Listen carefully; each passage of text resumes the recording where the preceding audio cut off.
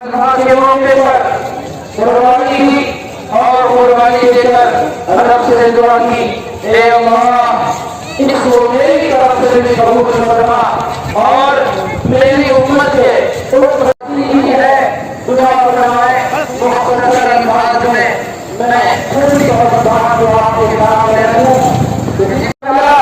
اپنے محبوب بندوں کو امتحانات سے، آزمائشوں سے، ابتلاءات سے گزارتے ہیں۔ امتحانات کے بعد اللہ تبارک و تعالیٰ انہیں بلند مقام سے سرفراز کرواتے ہیں۔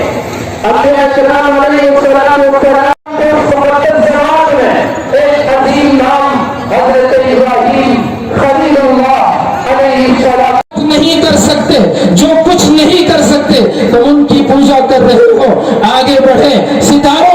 ستاروں کو پوجا کرنے والوں کو تعلیم دی، ستاروں کو دیکھا، کہا یہ ہو سکتا ہے خدا ہے۔ حضرت ابراہیم علیہ السلام جیسے ہی ستارے ڈوب گئے، پیغام دیا کہ ڈوبنے والا میرا خدا نہیں ہو سکتا۔ چاند کو دیکھا، فرمایا یہ بڑا ہے، ہو سکتا ہے میرا خدا ہے۔ اصل میں ان کا ایمان تو اللہ کی ذات پر تھا، قوم کو سمجھانا چاہتے تھے، ان ستاروں کے، چاند کے، سورج کے پجاریوں کو سمجھانا چاہتے تھے کہ یہ خدا نہیں ہے، دیکھو یہ ڈوب رہا ہے، ڈوبنے والا خدا نہیں ہو سکتا۔ لا احب الآفلین، ان ڈوبنے والوں کو میں پسند نہیں کرتا۔ سورج کو دیکھا، فرمایا ہذا اکبر، یہ بڑا ہے، ہو سکتا ہے یہ میرا رب ہے۔ پھر فرمایا جب وہ ڈوب گیا تو کہا ان ڈوبنے والوں کو میں پسند نہیں کرتا، ان غروب ہو جانے والوں کو میں پسند نہیں کرتا۔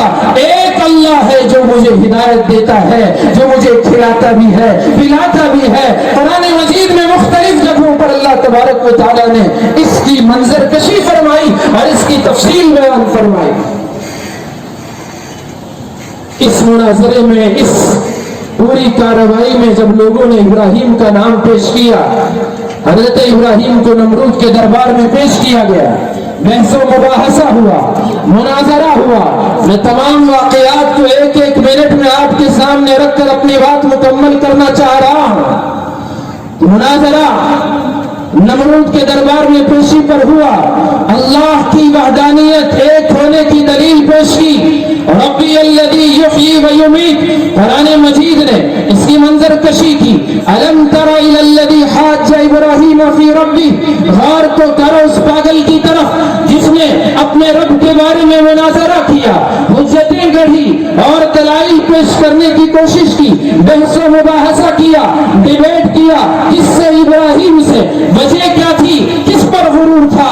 ان آتاہ اللہ الملک، کہ اللہ نے اسے حکمرانی عطا کی تھی، اللہ نے اسے بادشاہت عطا کی تھی۔ اس حکمرانی کے غرور میں جسے اللہ نے عطا کی تھی، وہ غرور اور تکبر اور گھمنڈ اتنا سر پر چڑھ چکا تھا کہ اللہ کی خلیل سے وہ مناظرے پر اتر آیا تھا۔ آج بھی دنیا کی طاقتیں، اللہ کی دی ہوئی طاقتیں، اللہ کی دی ہوئی حکومتیں، وہ سمجھتے ہیں کہ ہمیشہ ایسے ہی رہیں گے۔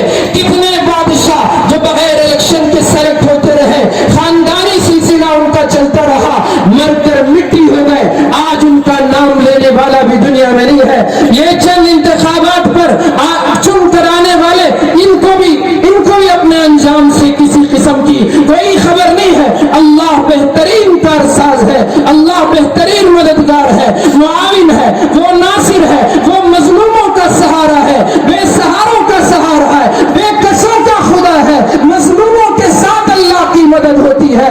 اس نمرود بدبخت نے بھی اللہ کی دی ہوئی سلطنت، اس کی حکمرانی، اس کی بادشاہت، اس کے ملک کو، وہ اس پر اتنا غرور تھا کہ اللہ کی خلیل سے اس نے مناظرہ کیا۔ حضرت ابراہیم نے دلیل دی، ربی الذی یحیی و یمیت، میرا رب وہ ہے جو زندگی موت کا مالک ہے۔ اس پاگل کو وہ بات سمجھ میں نہ آئی، کہا انا احیی و امیت، میں بھی یہ کام کر سکتا ہوں، زندہ کر سکتا ہوں، مار سکتا ہوں۔ اسے وہ زندگی اور موت کا فلسفہ نہیں سمجھ میں آیا تھا۔ اللہ تبارک و تعالیٰ وہ ہے جو موت کے نقشے میں بھی زندہ رکھ کر دکھاتے ہیں، اور زندگی، راحت و آرام کے تمام نقش و اسباب کے باوجود موت کے گھاٹ اتار کر دکھاتے ہیں۔ تو زندگی اور موت کے مالک ہونے کا مطلب کیا ہوا کرتا ہے؟ ربی الذی یحیی و یمیت قال انا احیی و امیت۔ حضرت ابراہیم نے سوچا یہ دیوانہ دانا ہے, اس کی عقل معروف ہے, وہ زندگی موت کے فلسفے کو نہیں پہچان سکتا. اس لیے حضرت ابراہیم نے دوسری دلیل دی, فَإِنَّ اللَّهَ يَأْتِي بِالشَّمْسِ مِنَ الْمَشْرِقِ, میرا رب میرا اللہ وہ سورج کو مشرق سے طلوع کرتا ہے اور مغرب میں وہ غروب ہوتا ہے. تو اگر خدا ہے فَأْتِ بِهَا مِنَ الْمَغْرِبِ, تو جہاں سورج شام کو ڈوبتا ہے مغرب سے سورج کو نکال کے دکھا. فَبُهِتَ الَّذِي كَفَرَ, اس کافر کو, اس نمرود کو کوئی جواب کرنا پڑا. قرآن کہتا ہے وہ مبہوت ہو کر ہکا بکا رہ گیا, اسے کچھ سمجھ میں نہیں آیا. اللہ فرماتے ہیں وَاللَّهُ لَا يَهْدِي الْقَوْمَ الظَّالِمِينَ, اللہ ان ظالموں کو, ان ظالم قوموں کو ہدایت نہیں دیتے. آنکھ رکھتے ہوئے بھی حق نظر نہیں آتا, کان رکھتے ہوئے حق سنائی نہیں دیتا. اللہ نے زبان دی, حق ان کی زبان پہ نہیں آتا. مظلوموں کی آواز بننا انہیں سمجھ میں نہیں آتا. بے سہاروں اور تکلیف میں جینے والے انسانوں کا خیال کرنا انہیں نہیں آتا. لہم قلوب لا یفقہون بہا, دل ہے لیکن اس سے سمجھنے کی طاقت اللہ چھین لیتے ہیں. ختم اللہ علی قلوبہم وعلی سمعہم وعلی ابصارہم غشاوہ, اللہ ان کے دلوں پر مہر لگا دیتے ہیں. اللہ سے ڈرو, اللہ سے مانگو, اللہ ہمیں ان لوگوں میں ہرگز شامل نہ فرمائے. حضرت ابراہیم علیہ السلام کی اس بات پر اس کا کوئی جواب نہ بن پڑا. چاہیے تو یہ تھا کہ وہ سمجھ جاتا, ڈر کے مارے ابراہیم کی بات کو قبول کر لیتا. ہاں میں غلطی پر تھا لیکن آپ سچائی پر تھے. اس کے باوجود اس نے حق کو ماننے کے بجائے, تسلیم کرنے کے بجائے لوگوں سے کہا ایک آگ جلاؤ, وانصروا آلہتکم, تمہارے معبودوں کی مدد کرو, تم ان کنتم فاعلین, اگر تم کر سکتے ہو کچھ نہ کچھ کرو. لوگوں نے آگ جلائی اور اس میں آگ کے حوالے کرنے کے لیے پوری تیاریاں کر لی گئی. آسمان سے چھوٹی ہوئی بلند بالا آگ تھی. حضرت ابراہیم کو منجنیق کے ذریعے سے اس میں ڈال دیا گیا. حضرت ابراہیم علیہ السلام اللہ کی مدد کا انتظار کر رہے ہیں. اللہ کی ذات پر کامل یقین اور مکمل بھروسہ رکھ کر آگ کے حوالے ہوتے ہیں. اللہ کی صدا آسمان سے آتی ہے, یا نار کونی بردا وسلاما علی ابراہیم, اے آگ ابراہیم کو ہرگز نہ جلانا, تو ٹھنڈی بھی بن جا. اتنی ٹھنڈی بھی نہیں کہ ابراہیم کو نقصان پہنچائے, بلکہ سلامتی والی بن جا. وہ آگ کو اللہ تبارک و تعالیٰ نے ابراہیم کے لیے گلزار بنا دیا. آج بھی کرو براہیم سائمہ پیدا, آج بھی کرو براہیم سائمہ پیدا, آگ کر سکتی ہے انداز گلستہ پیدا. ہمیں بھروسے اور ایمان کی ضرورت ہے. آزمائش پر آزمائش اللہ تبارک و تعالیٰ کی طرف سے وہ کامیابی پر کامیابی حاصل کرتے ہوئے آگے بڑھ رہے ہیں. مصر کے بادشاہ نے حضرت سارہ پر بری نظر دوڑائی, اللہ تبارک و تعالیٰ نے اسی وقت اس کے ہاتھوں کو شل کر دیا. وہ سمجھ گیا یہ کوئی معمولی ہستی نہیں ہے. اپنے ایک باندی کو حضرت سارہ کی خدمت کے حوالے کر دیا. حضرت ابراہیم علیہ السلام سے حضرت سارہ نے حضرت حاجرہ کا نکاح کر دیا. بڑھاپے کی عمر میں پوری زندگی مانگ کر ربی حب لی من الصالحین, ربی حب لی من الصالحین, ابراہیم نے پیغام دیا. آپ کا کام کتنا بھی نہ ہوتا ہو, آپ کتنے ہی مشکل میں کیوں نہ ہو, آپ زندگی بھر کسی معاملے میں پریشان کیوں نہ ہو, مانگنا ہو تو صرف رب العالمین سے مانگا جاتا ہے. ربی حب لی من الصالحین, میرے پروردگار مجھے نیک صالح اولاد عطا فرما. اللہ سے پوری زندگی دعا کی. حضرت حاجرہ سے ایک معصوم بچہ, وہ بھی آگے چل کر نبی اور آخری نبی کے جد امجد بننے والے وہ پیدا ہوئے. اللہ تبارک و تعالیٰ نے اس میں بھی امتحان لیا اور ان سے کہا کہ آپ اپنی بیوی بچے کو جنگل بیابان میں جہاں گھاس پھوس گئی وہاں چھوڑ کے آ جائیں. حضرت ابراہیم نے یہ نہیں کہا مولا بڑھاپے میں آپ نے بچہ دیا ہے, کمزور ہو چکا ہوں, ناتوا ہوں, میں کیا کر سکتا ہوں, آپ بچے کو آپ جنگل میں چھوڑنے کا حکم دے رہے. بس اللہ کا حکم تھا, نکل پڑے. جبرائیل راستہ بتا رہے تھے اور گئے بھی گیا وادی میں, اپنے بچے کو اور اپنی بیوی کو چھوڑ دیا. دل میں یہ خیال بھی نہیں آیا کہ اس گیا چٹیل وادی میں میرے بیوی بچے کا پانی کا انتظام کون کرے گا, کھانے کے لیے اناج کا انتظام کون کرے گا, چھوٹا دودھ پینے والا بچہ ہے اس کی حفاظت کون کرے گا. دن جائے گا, رات آئے گی, سورج ڈھلے گا, پھر ڈوب جائے گا, رات کا سناٹا چھائے گا. اس تاریکی میں میرے اس بیوی اور بچے کی کون حفاظت کرے گا. انہیں یقین تھا, ان کا ایمان تھا बावजूद, ये सारे हालात के बावजूद अल्लाह ही है। जिंदगी है तो अल्लाह हिफाजत करेगा, जिंदगी नहीं है तो अल्लाह उठा लेगा। हजरत इब्राहिम अपने बीवी को भी कुछ नहीं बोल रहे, बस निकलते चले जा रहे। अम्मा हाजिरा दौड़ के पूछती है, मेरे सरताज क्या बात है, बताएं। हुक्म था इब्राहिम को, आप कुछ ना बताएं, बस छोड़े और निकल के चले आए। हजरत इब्राहिम निकल रहे, खुद अम्मा हाजिरा पूछती है, मेरे सरताज क्या मेरे रब का हुक्म है? हजरत इब्राहिम ने सिर्फ अपना सर हिलाया, हाँ में कोई जवाब दिया। हजरत अम्मा हाजिरा रज़ी अल्लाह अन्हा ने फरमाया, अगर मेरे रब का हुक्म हो तो इब्राहिम हमें कोई फिक्र नहीं है, फिर तो अल्लाह हमें साया होने नहीं देगा। इस्माइल का ईमान, मेरे माँ बाप हम सब उन पे कुर्बान, ऐसा ईमान आज मुझे और आपको हय्या अला सलाह हय्या अल फलाह अल्लाह भरोसा देकर कामयाबी का वादा याद दिलाकर नमाज को अपने दरबार में बुलाता है।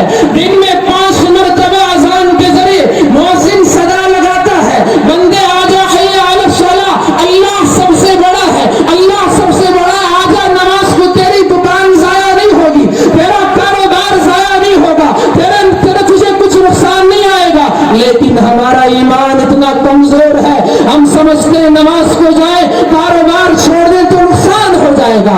वो माँ जिसके सामने वो चटेरी वादी है, पानी नहीं, खाने का कोई इंतजाम नहीं, पर मारने के लिए परिंदा नहीं, कोई चरिंदा नहीं, बस अल्लाह के भरोसे पर चटेल वादी में उस पहाड़ों के लामुतनाही सिलसिले के बीचों बीच रहने को गवारा कर लिया। मेरे रब का हुक्म है, कबीर मुझे जाया नहीं करेगा। मुसलमानों, इस अम्मा हाजिरा के ईमान को याद करते हुए अपने दिल में हक करो, कुछ भी हो जाए हम नमाज जाया नहीं करेंगे, अल्लाह की जात पर पूरा भरोसा करेंगे, कामिल यकीन और ईमान रखेंगे।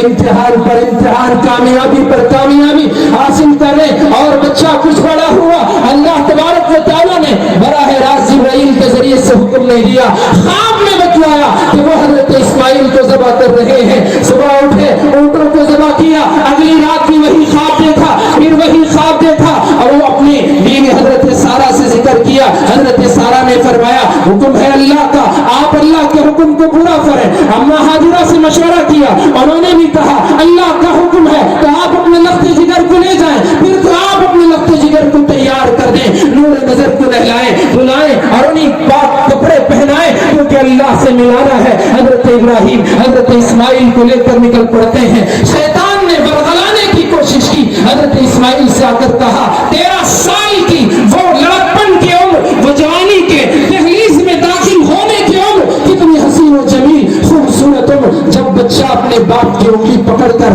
बाप का सहारा बनने के काबिल बन चुका है, उस उम्र में वो शैतान बरगलाता है कि आपको आपके अब्बा ज़बह करने के लिए ले जा रहे हैं। हजरत इस्माइल ने अपने बाप से पूछा, हजरत इब्राहिम ने फरमाया कि अल्लाह का हुक्म है बेटा, इस शैतान को कंकरियां मारो। उन्होंने कंकरियां मारी, अल्लाह को इतना अदा ये पसंद आई कि आने वाले हुज्जाज पर वाजिब कर दिया कि आपका हज इस वक्त कबूल नहीं होगा जब इब्राहिम और इस्माइल की सुन्नत को आप अदा नहीं कर रहे थे।